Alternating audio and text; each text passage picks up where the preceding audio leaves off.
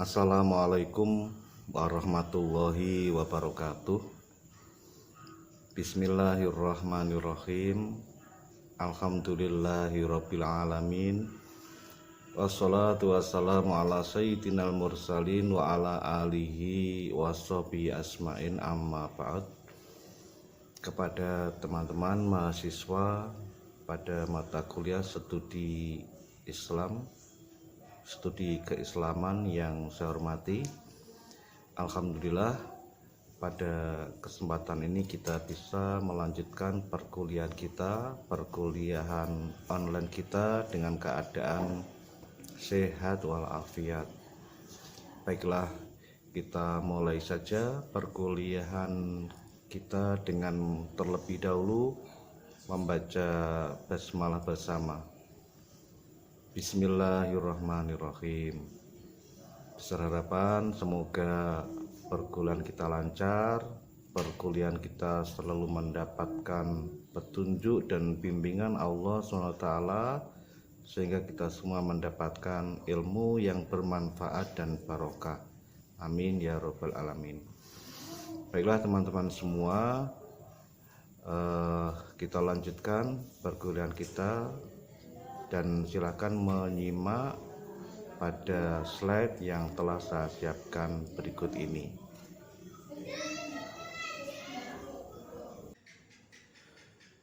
Baiklah teman-teman semua, kita mulai. Ini slide yang telah saya siapkan sebagai pengantar pada mata kuliah studi keislaman. Nah, ini ada artisnya ya. Kita lanjutkan pada slide berikutnya.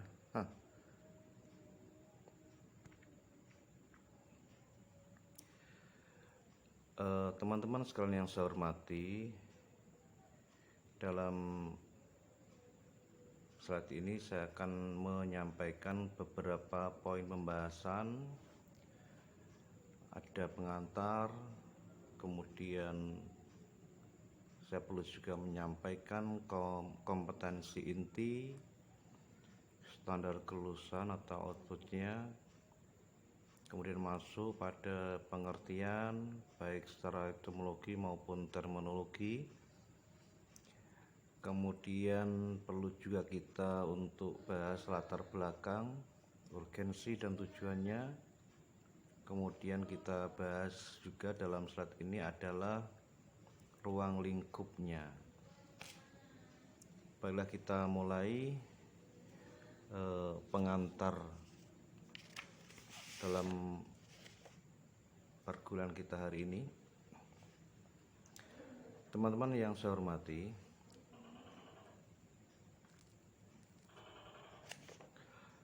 pertama-tama saya ingin merujuk atau mengutip surah Al-Baqarah ayat 208, di mana Allah berfirman, Bismillahirrahmanirrahim. Ya ayyuhalladzina amanu udkhulu fis-silmi kafah wa la tattabi'u khutuwatis syaiton innahu lakum aduwwum mubin.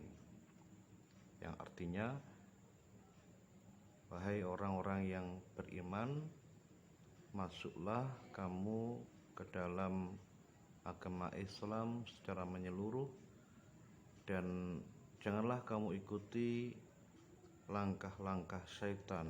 Sesungguhnya syaitan itu bagimu adalah musuh yang nyata.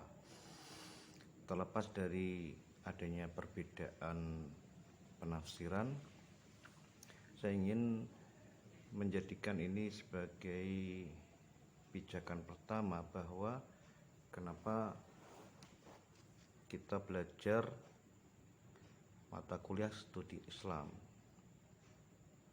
Jadi di sini dalam ayat ini ada khitab, ada penekanan bahwa kita sebagai orang-orang yang beriman itu mendapatkan perintah untuk beragama Islam secara menyeluruh.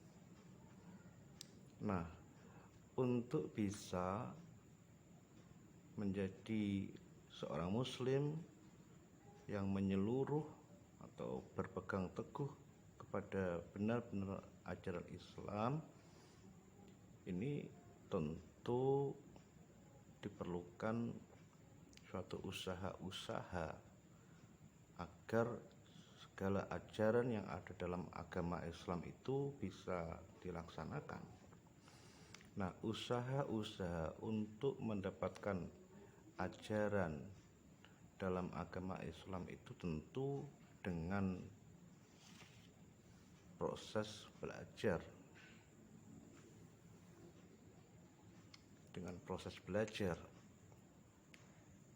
Nah, dari sinilah maka kita perlu untuk mempelajari tentang agama Islam itu sendiri, karena tidak mungkin untuk bisa menjadi orang yang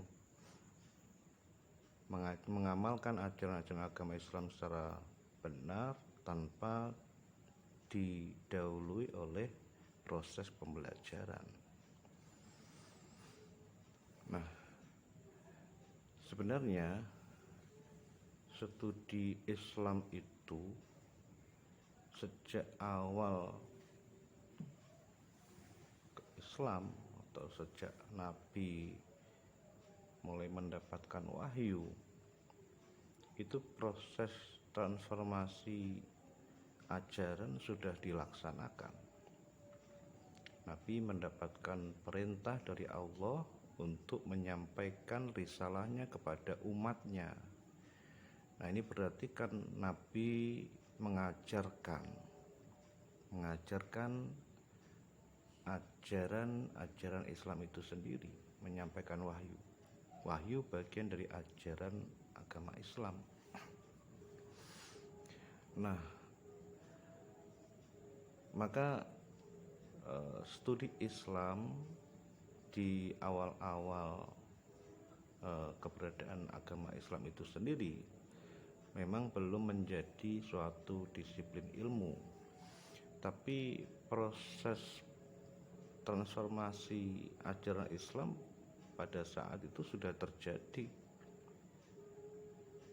Maka apa yang dilaksanakan oleh para sahabat kaum muslimin awal-awal masa penyebaran agama Islam itu sudah merupakan implementasi dan aplikasi dari ajaran agama Islam itu sendiri.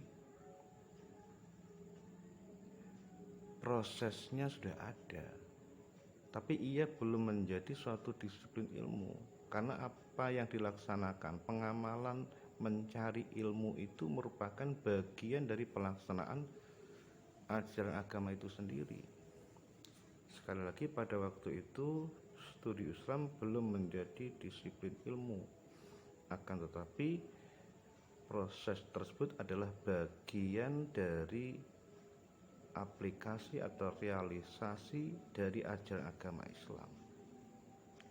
Karena banyak sekali ayat-ayat dalam Al-Quran yang menyerukan kepada umat Islam untuk mencari ilmu, atau bahkan ayat-ayat yang menjelaskan tentang keutamaan ilmu, seperti perintah untuk tafakuh fiddin.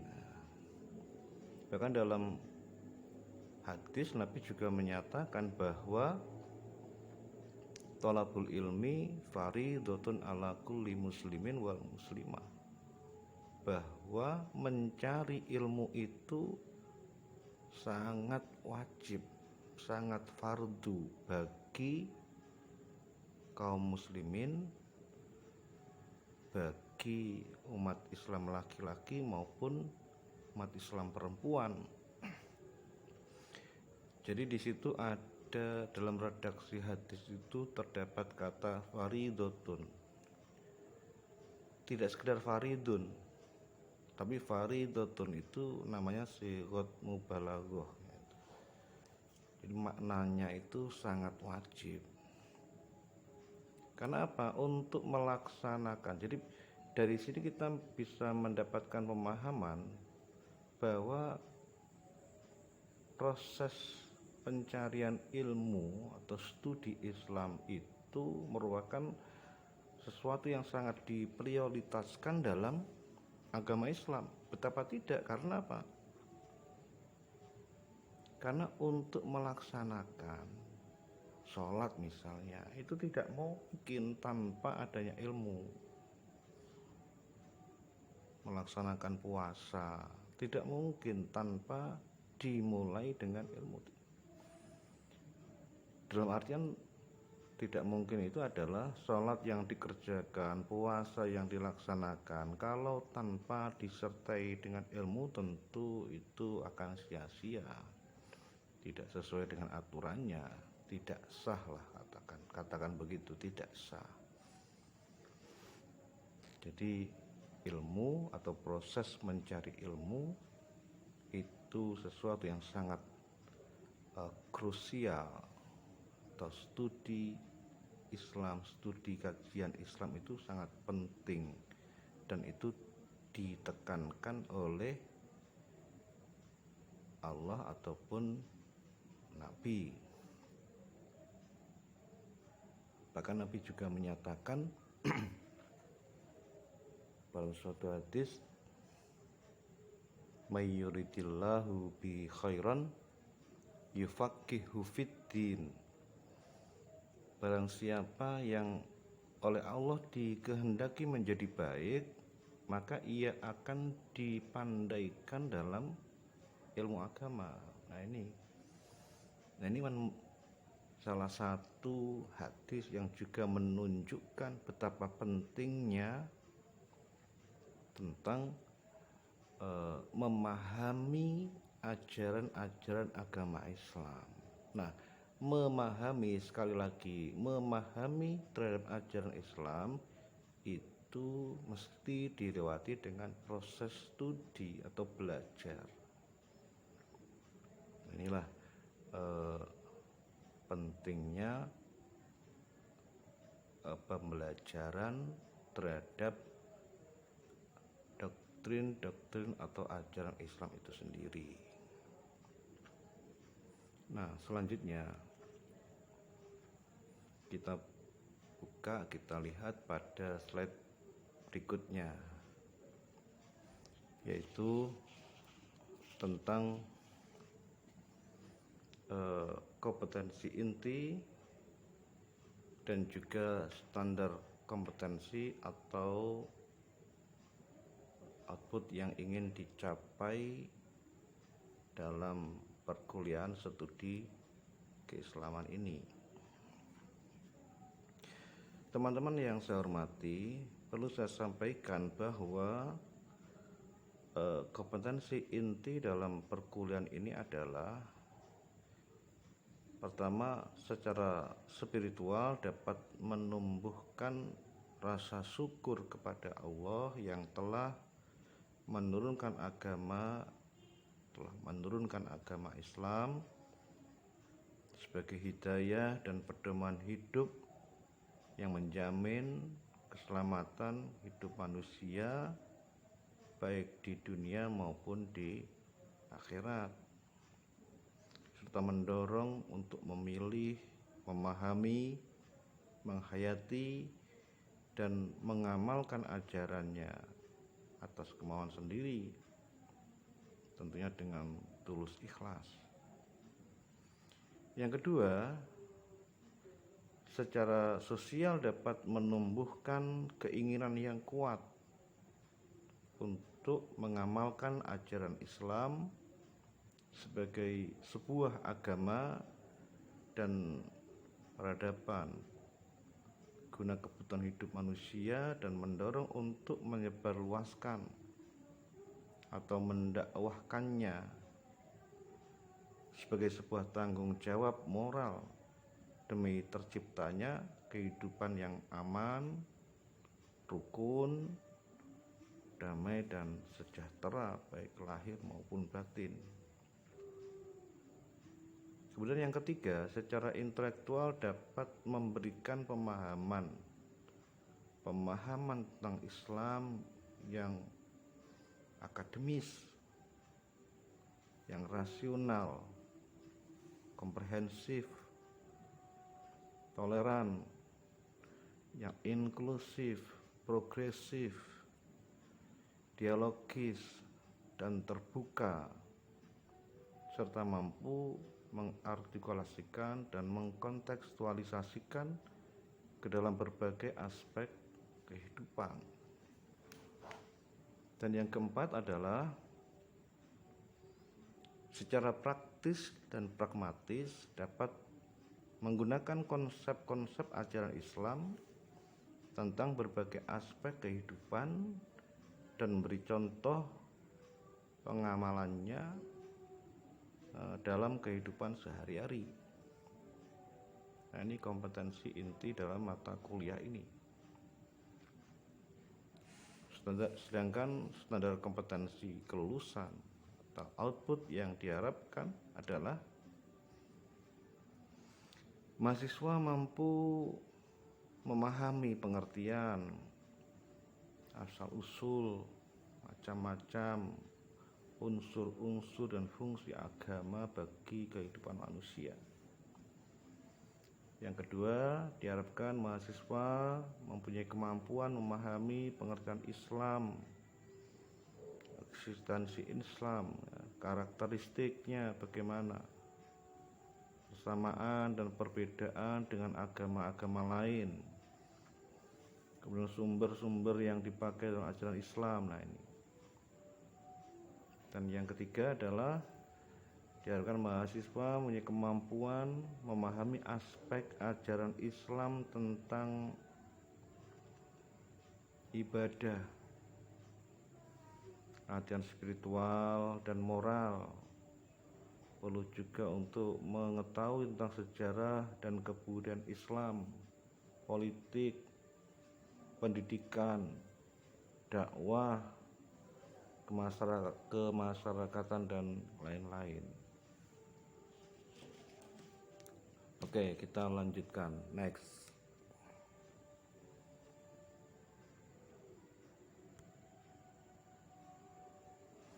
Nah, kita masuk pada pengertian. Teman-teman yang saya hormati, studi keislaman kita bisa lihat atau kita telaah baik pengertian secara bahasa, etimologi maupun pengertian secara terminologi.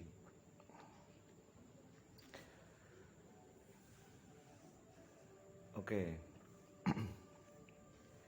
Jadi studi Islam secara etimologis atau bahasa adalah merupakan terjemahan dari dirasa Islamiyah, ya, dalam bahasa Arabnya itu dirasa Islamiyah, yang dalam studi keislaman di Eropa atau Barat itu disebut Islamic Studies.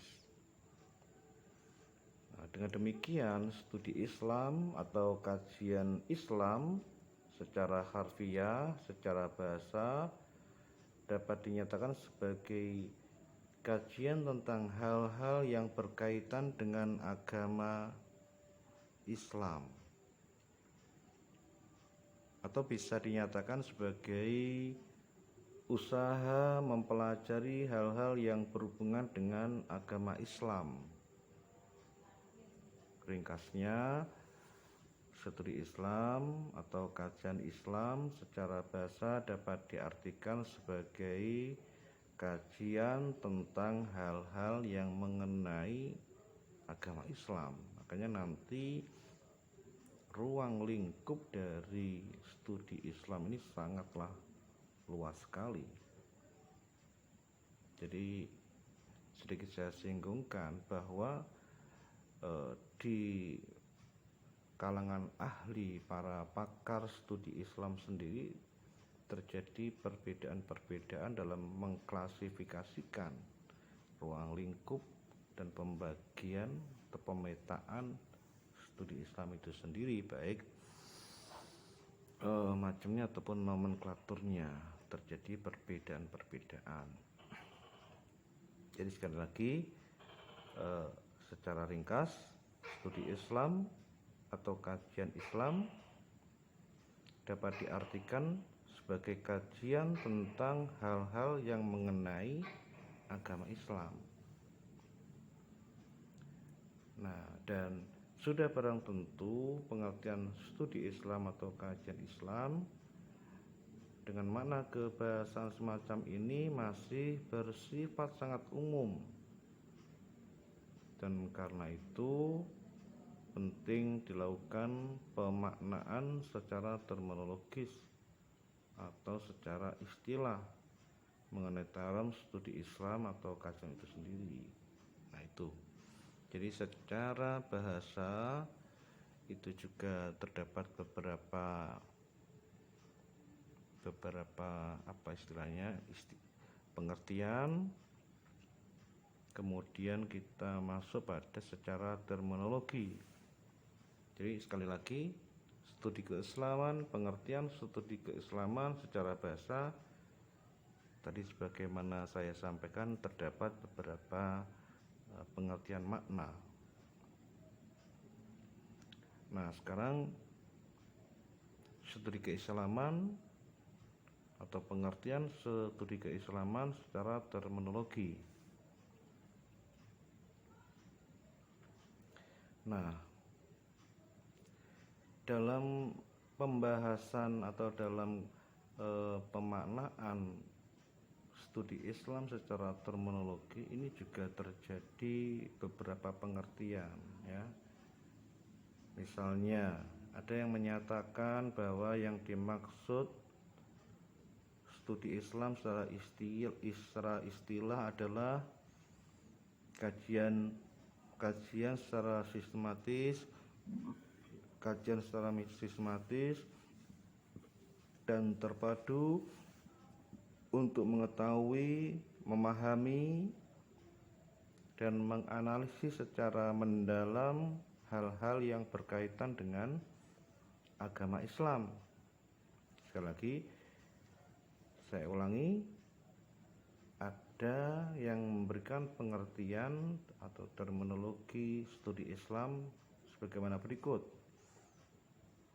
kajian secara sistematis dan terpadu untuk mengetahui, memahami, dan menganalisis secara mendalam hal-hal yang berkaitan dengan agama Islam, baik yang menyangkut sumber-sumber ajaran Islam, pokok-pokok ajaran Islam, sejarah Islam, maupun realitas pelaksanaan dalam kehidupan. Nah, ini selanjutnya perlu saya sampaikan, ada juga yang memberikan pengertian bahwa yang dimaksud studi Islam adalah usaha sadar dan sistematis untuk mengetahui dan memahami serta membahas secara mendalam tentang seluk-beluk atau hal-hal yang berhubungan dengan agama Islam, baik yang berhubungan dengan ajaran, sejarah, maupun praktek-praktek pelaksanaannya secara nyata dalam kehidupan sehari-hari sepanjang sejarah. Nah, ini sepanjang sejarahnya. Ada lagi yang memberikan pengertian secara istilah sebagaimana berikut: usaha untuk mempelajari hal-hal yang berhubungan dengan agama Islam melalui berbagai bentuk empirisnya serta ajaran idealnya. Nah, teman-teman yang saya hormati, dengan memperhatikan sejumlah definisi tersebut dapat ditegaskan bahwa agama Islam merupakan objek atau sasaran dalam studi Islam. Jadi agama Islam menjadi sasaran dalam studi Islam. jadi objek dalam studi Islam ini. Jadi keberadaan agama Islam itu yang diposisikan sebagai objek atau sasaran kajian di dalam studi Islam adalah dalam makna luasnya. Jadi sekali lagi saya sampaikan bahwa agama Islam merupakan objek atau sasaran dalam studi Islam. Jadi agama Islam sebagai sasaran atau objek dari mata kuliah studi Islam ini. Sehingga keberadaan agama Islam yang diposisikan sebagai objek atau sasaran kajian dalam studi Islam itu adalah makna luasnya, ajaran idealnya, dan elaborasi teoritisnya serta aplikasi dalam kehidupan masyarakat Islam. Nah, berdasarkan penjelasan ringkas ini kemudian dapat diberikan suatu penegasan sekaligus sebagai suatu kesimpulan bahwa studi Islam adalah suatu usaha sistematis membahas agama Islam, baik mengenai ajaran-ajaran ideal dan elaborasi teoritis serta aplikasi praksisnya agar diperoleh pemahaman yang benar tentang agama Islam untuk kemudian diamalkan. Nah, ini jadi penjelasan saya di atas adalah gambaran dari pengertian studi keislaman baik secara etimologis maupun secara terminologis. Nah, kemudian kita lanjutkan pada slide berikutnya.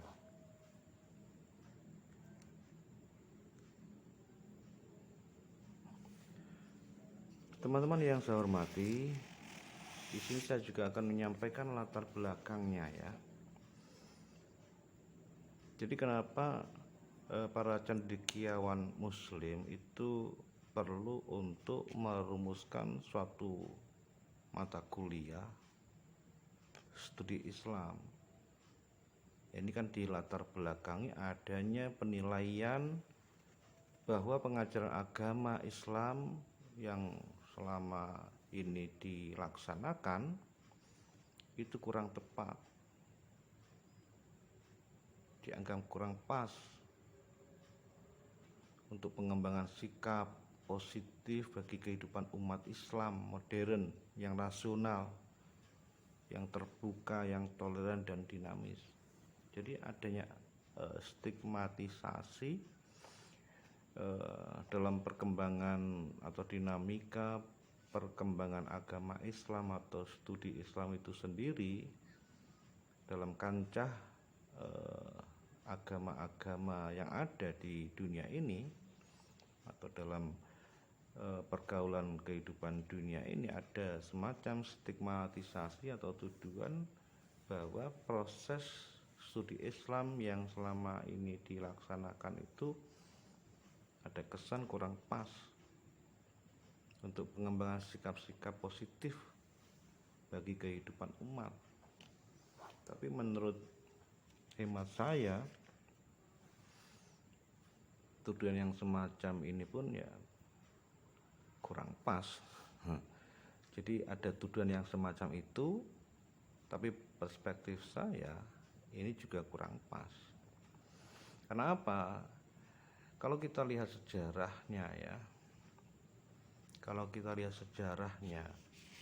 para cendekiawan Muslim awal-awal Islam atau abad pertengahan, di mana pada waktu itu dunia Islam banyak sekali melahirkan tokoh-tokoh intelektual cendekiawan yang luar biasa. Yang tadi saya katakan, yang mana beliau juga telah melalui proses pembelajaran dalam Islam itu sendiri. atau mempelajari ajaran Islam itu sendiri. Nah, sekali lagi kalau kita lihat sejarah, maka banyak sekali cendekiawan yang luar biasa pada waktu itu, yang mana tidak sebagaimana yang dituduhkan ini. Beliau-beliau dalam pemikirannya, dalam sikapnya, dan yang lain-lainnya itu sangat luar biasa. Toleransinya, bahkan dalam dialektika pemikirannya itu sangat toleransi.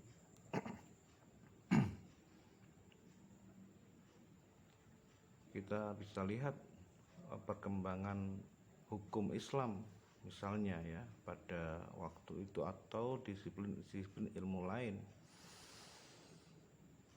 di mana dulu banyak sekali tumbuh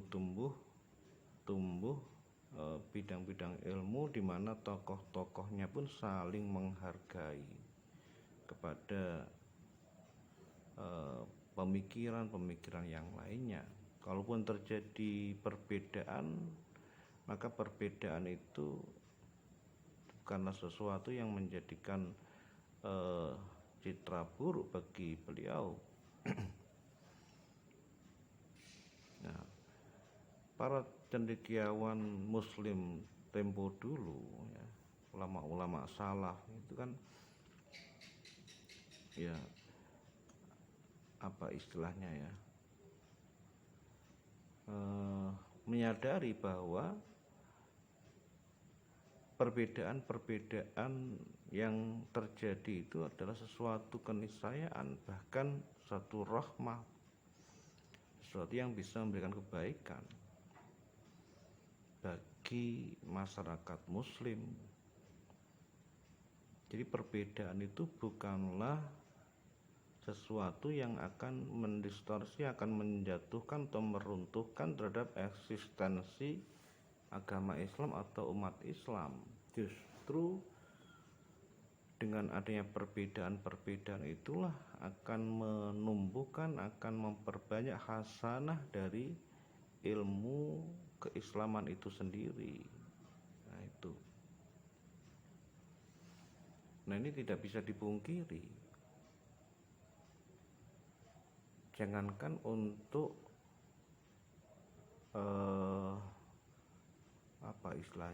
membandingkan atau menyandingkan antar tokoh ya.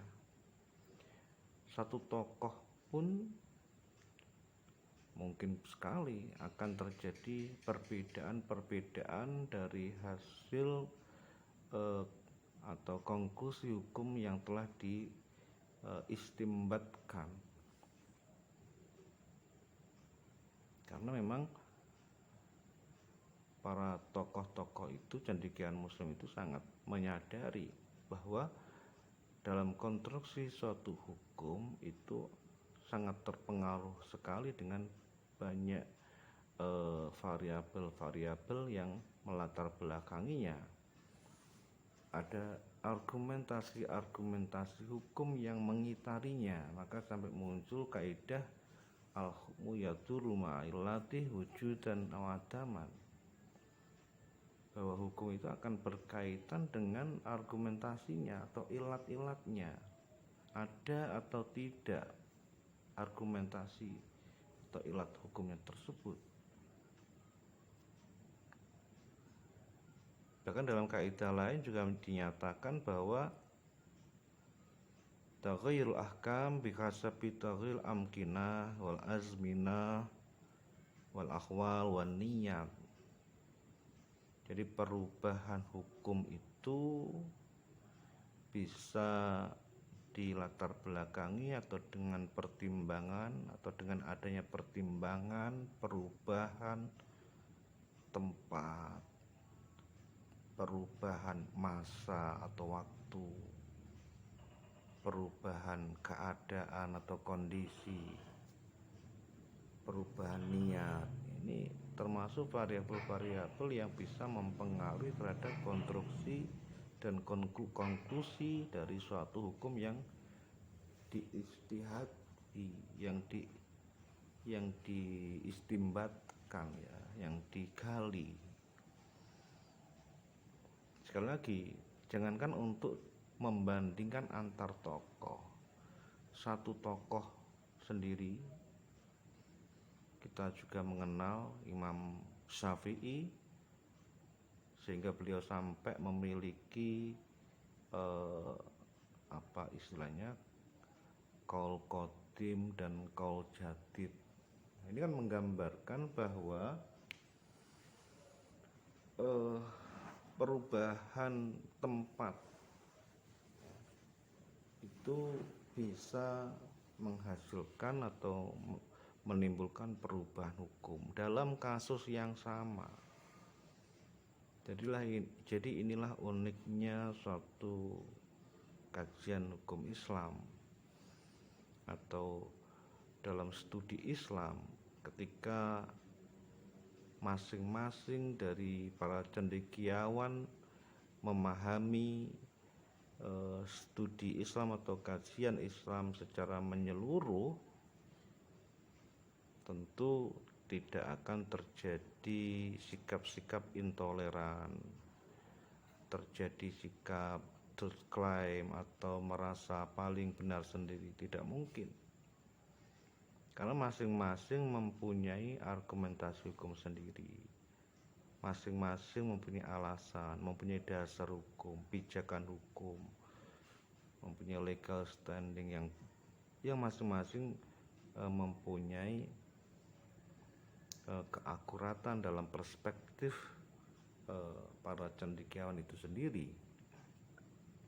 Jadi dengan demikian, ketika adanya kesadaran bahwa dalam mengkaji Islam itu tidak hanya melalui satu sudut pandang, banyak sudut pandang yang bisa dijadikan sebagai pertimbangan dalam mengkaji ajaran Islam itu sendiri, sehingga dengan demikian akan menumbuhkan toleransi. Nah, jadi sekali lagi, kalau latar belakang munculnya studi Islam ini adalah upaya untuk menepis atau mengantisipasi stigma jelek atas perkembangan studi Islam, ini sebenarnya bisa terjawab oleh sejarah perkembangan agama Islam itu sendiri, baik di awal-awal masa Islam ataupun zaman pertengahan, di mana tokoh-tokoh yang sangat produktif itu tidak sampai terjadi pergesekan yang kontraproduktif istilahnya. Nah itu latar belakang studi keislaman. Ada yang menyatakan demikian, tapi sekali lagi saya katakan, stigmatisasi tersebut itu bisa terbantahkan oleh sejarah Islam itu sendiri, sejarah peradaban Islam itu sendiri. Bahkan sampai hari ini pun, ya, kalau dalam belajar Islamnya itu benar-benar lengkap, komprehensif, saya kira juga tetap akan memberikan atau menghasilkan output sarjana-sarjana atau cendekiawan muslim yang moderat, yang toleran, yang bisa mendialogkan atau permasalahan-permasalahan yang sedang dihadapinya, tidak bagaikan kata dalam tempurung itu, ya. Jadi sekali lagi, studi Islam itu bisa dianalisa, bisa dipahami dari berbagai sudut pandang yang berbeda-beda, dan itu tentunya akan dari masing-masing perspektif itu akan memberikan konklusi yang berbeda-beda pula. Saya contohkan, misalnya ada seseorang yang melihat hamparan tanah luas, ya. Maka kalau itu yang melihat adalah seorang petani tulen gitu, maka dalam benaknya pasti terpikirkan, waduh, punya angan-angan gini, waduh, seandainya tanah itu milik saya, nanti akan saya olah, saya garap, saya tanami ini dan itu dan ini dan itu, maka hasilnya begini ya. Itu kalau yang melihat seseorang yang latar belakangnya petani. Sama, yang dilihat adalah hamparan tanah luas, tapi kalau yang melihat itu punya latar belakang pengembang, maka yang ada dalam benaknya akan muncul, wah, ini seandainya tanah ini saya miliki, maka akan saya buat apartemen-apartemen, ini akan saya buat rumah-rumah, akan saya buat kontrakan, ini saya sewakan, maka hasilnya tiap bulan segini, setahun gini dan sebagainya. Wah, ini saya buat hotel, ini enaknya. Itu kalau yang melihat para pengembang. Kalau yang melihat siapa pengusaha, maka akan beda lagi. Jadi melihat hamparan luas, yang muncul dalam benaknya, wah, enak, wah, ini saya pakai buat pabrik ini ya, saya bangun pabrik ini. Kalau tanah seluas ini, maka produktivitasnya, maka akan bisa memproduksi hasil segini. Nah, ini sama-sama melihat suatu hamparan tanah luas ini, maka penilaiannya beda-beda. Dalam contoh lain, misalnya ada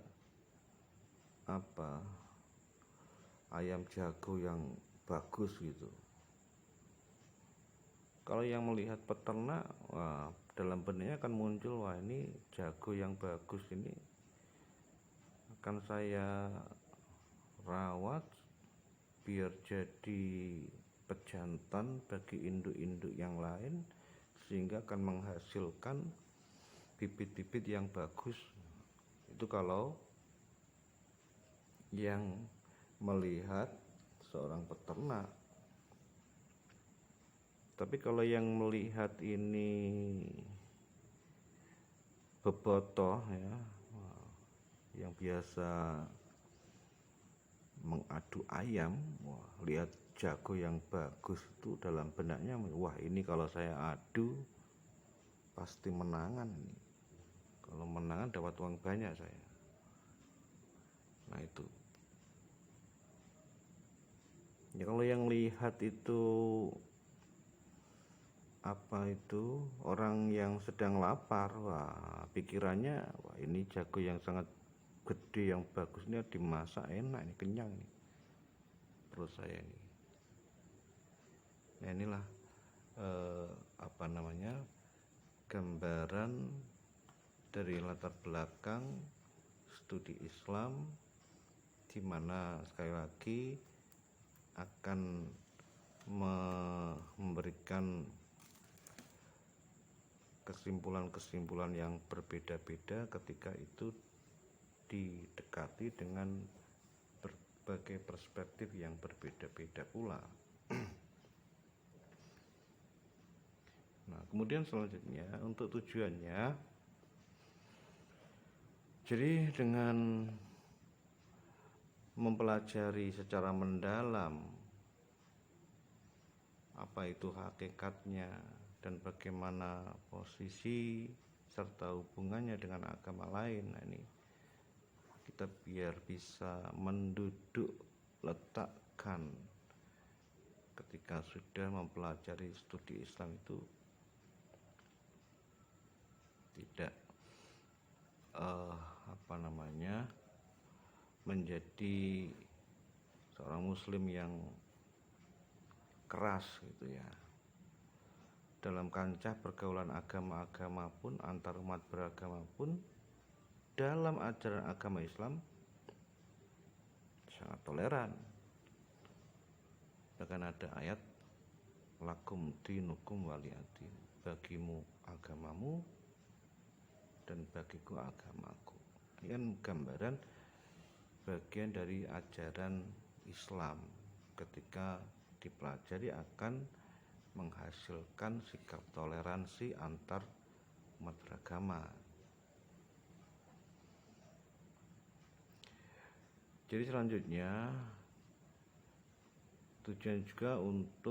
tujuannya juga untuk mempelajari secara mendalam pokok-pokok isi ajaran agama Islam yang asli, serta bagaimana penjabarannya dalam perkembangan budaya peradaban Islam sepanjang sejarahnya.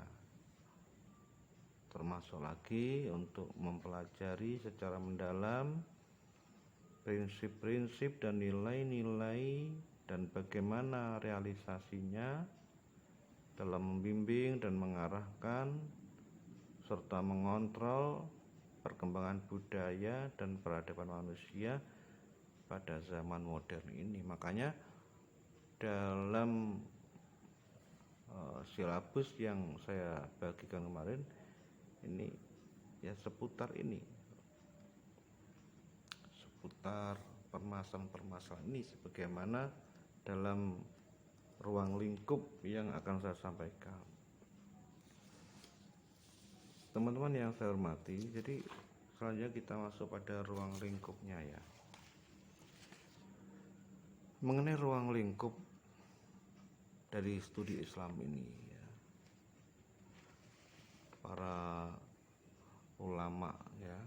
ulama pun terjadi perbedaan. Para cendekiawan pun ini membagi-bagi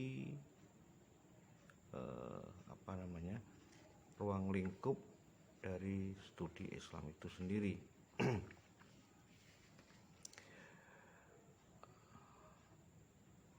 Ada yang menyatakan gini, bahwa objek kajian dalam studi Islam ini ada kalanya atau yang mengistilahkan Islam normatif. Nah, ini jadi ada yang mengistilahkan Islam normatif. Ini Prof. Khairuddin Nasihin ini mengistilahkan demikian. Bagaimana Islam normatif itu adalah Islam dalam bentuk teks wahyu ya. Islam dalam bentuk wahyu ya, berbasis teks atau Islam yang mengacu penuh pada Al-Quran dan hadis secara tekstual. Kemudian lagi Islam historis. Jadi yang disampaikan oleh Prof.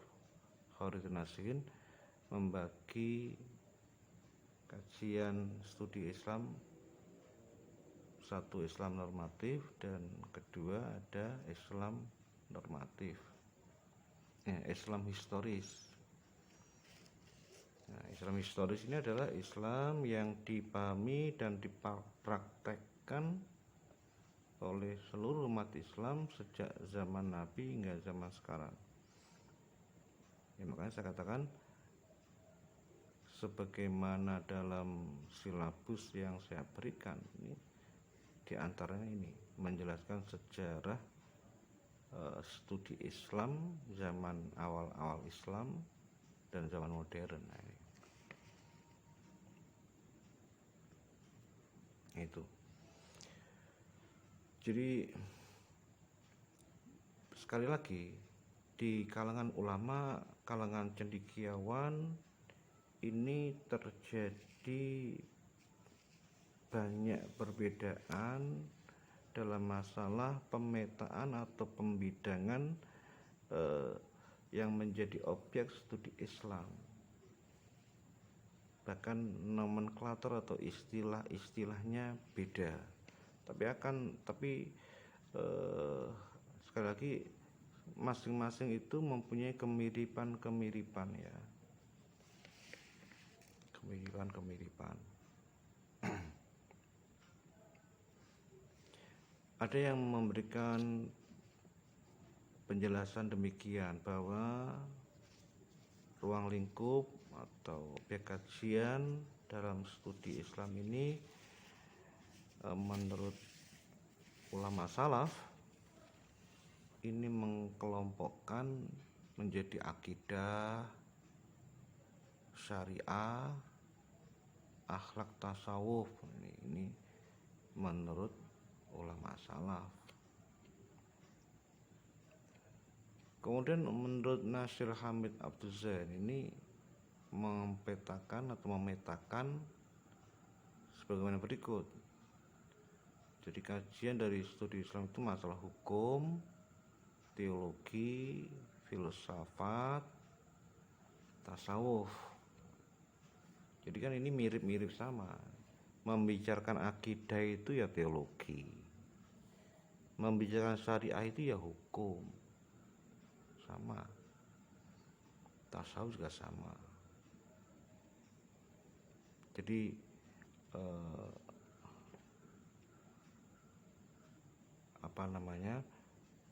ini banyak sekali